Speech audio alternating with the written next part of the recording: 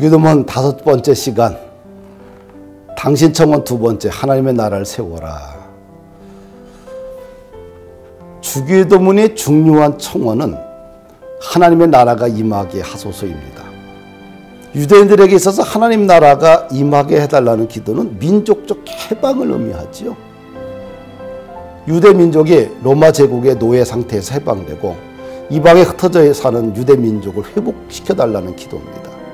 그래서 유대 민족은 이스라엘의 회복을 하나님의 통치로 보았습니다. 그러나 예수님이 제자들에게 가르쳐 주신 하나님 나라가 임하게 해달라는 기도는 유대인들의 기도와는 분명히 차이가 있습니다. 예수님은 창조주 하나님으로부터 분리된 우리 인간이 다시 창조주 하나님께로 회복하는 것을 말씀하셨죠. 하나님을 떠났던 인간들이 다시 하나님께로 돌아오는 것이 하나님의 나라가 임하는 것이다, 이렇게 말씀하신 겁니다. 예수님은 정치적 독립을 말한 것이 아니지요. 민족적 해방을 말씀하신 것도 아니고요. 유대인들이 본국으로 귀환하는 것을 말한 것도 아닙니다. 바로 하나님의 자녀로 다시 돌아오는 것을 말씀하신 것입니다. 이것이 하나님 나라가 임한다는 기도입니다. 우리의 기도 속에 날마다 하나님 나라가 임하게 해달라고 강력하게 기도해야 됩니다. 대지로부터 뿌리 뽑힌 한 그루 나무가 있다고 우리가 한번 생각을 한번 좀 해보십시다. 생명의 근원인 대지로부터 뿌리 뽑힌 나무는 죽은 것입니까? 아니면 산 것입니까? 살았다고 할 수도 있고 죽었다고도 할 수 있겠죠. 한동안 나무 자체에 영양분이 있어서 잎이 푸르지만 곧 시들어 말라 죽어갈 것입니다. 나무가 대지에서 뽑힌 순간 그 나무는 사실은 살은 것이 아니라 죽은 것입니다. 마찬가지로 사람들의 삶도 비슷하지요. 창조주 하나님으로부터 분리는 살았다고는 하나 영적으로 서서히 말라 죽어가는 것과 같지요. 하나님의 나라가 임하게 해달라는 기도는 영적으로 말라 죽어가는 인생이 창조주 하나님께로 돌아오는 것을 말하는 겁니다. 진정한 하나님 나라는 하나님의 자녀가 되는 것입니다. 하나님을 떠난 인생은 그 자체가 결핍의 삶입니다. 그러면 우리의 궁극적인 결핍은 어디서 채워질까요? 하나님의 나라에서만 진정한 결핍이 해결됩니다. 시편 23편은 하나님의 나라가 임한 구원의 상태를 보여주는 시입니다. 시편 23편은 결핍의 흔적이 찾아볼 수가 없어요. 오직 풍요롭고 배부르고 기쁘고 만족하고 행복이 가득 차 있습니다. 이것이 하나님 나라의 특징입니다. 그러나 사탄의 나라는 결핍으로 충만해 있습니다. 항상 욕구불만이 있고 기쁨 대신에 아픔과 슬픔이 있고 사랑 대신에 악의다툼이 있습니다. 제한된 자원을 서로 많이 차지하려고 서로 늑대가 되어 다툼과 착취를 합니다. 이것이 사탄의 나라입니다. 이런 우리들에게 예수님은 하나님의 나라가 임하게 해달라고 기도하라고 하셨습니다. 사랑하는 주의 자녀들이여, 그래도 돈이 먼저입니까? 그래도 건강이 먼저입니까? 그래도 명예가 먼저입니까? 자신의 소망이 먼저입니까?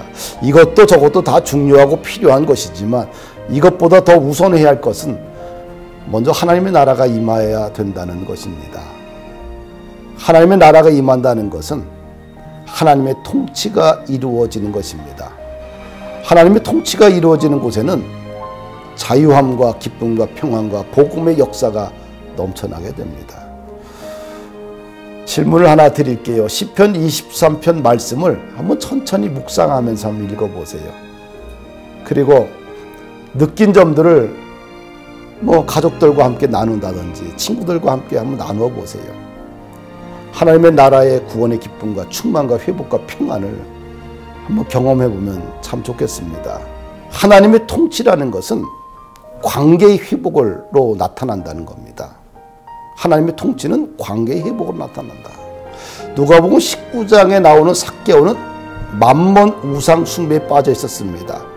예수님이 삭개오에게 하나님 나라의 복음을 전했을 때 삭개오는 회개하고 암몬의 우상 숭배를 버리고 하나님의 통치를 받아들이죠. 이때 예수님은 오늘 구원이 이 집에 이르렀으니 이 사람도 아브라함의 자손입니다. 예수님은 하나님의 구원이 임했다라고 선언했습니다. 삭개오는 하나님과 올바른 관계가 회복되고 곧 이웃과의 올바른 관계로 나타납니다. 이것이 구원이 있지요. 삭개오는 하나님과의 관계가 회복되고 이웃에게 착취한 재산을 돌려줍니다. 삭개오가 주님께 이렇게 고백을 해요. 삭개오가 서서 주께 여짜오되 주여 보시옵소서. 내 소유의 절반을 가난한 자들에게 주겠사오며 만일 누구의 것을 속여 빼앗은 일이 있으면 네 갑절이나 갚겠나이다. 하나님의 통치가 일어나면 놀라운 관계의 회복이 일어납니다. 삭개오는 상호 갈등과 두려움과 공포와 멸시로부터 완전히 해방되었지요. 이것이 하나님의 샬롬이 임한 것입니다. 하나님과 이웃과 샬롬이 이루어진 것이지요. 이것이 예수님의 치유이고 하나님 나라가 임하는 구체적이고 살아있는 증거입니다. 질문 하나 드릴게요. 하나님의 통치를 통해서 관계의 회복을 경험했거나 누렸던 간증이 있다면 한번 주변 사람들과 말씀을 한번 나눠보세요. 마가복음 2장 5절에 보면 중풍병에 걸린 친구가 친구들에 의해서 들것에 실려 주님 앞에 왔지요. 중풍병자에게 주님이 이런 얘기를 해요. 내가 나았다고 말씀하지 않고 작은 자여 내 죄사함을 받았느니라 이렇게 선언합니다. 너의 죄가 용서되었다는 것입니다. 이 말씀의 중요한 이유가 무엇일까요? 하나님과의 관계가 회복되었다는 것입니다. 중풍병자에게 다시 하나님 노릇해 주심으로 육체적 질병으로부터 노임받게 되었지요. 중풍병자에게 있어서 문제는 중풍병이라는 육체적 질병이 아니라 근본적인 문제는 죄 때문입니다. 그래서 예수님은 죄 용서를 하신 것입니다. 예수님이 이 사람의 근본적인 문제인 죄를 해결하시고 육체의 질병을 고쳐주셨습니다. 하나님의 통치가 지배하는 곳에는 이렇게 회복과 치유가 일어나지요.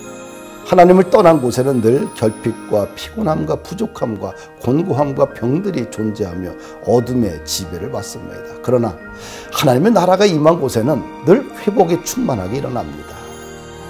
하나님의 나라가 구체적으로 여러분들 인생 가운데 세워지기를 부탁을 드립니다. 감사합니다.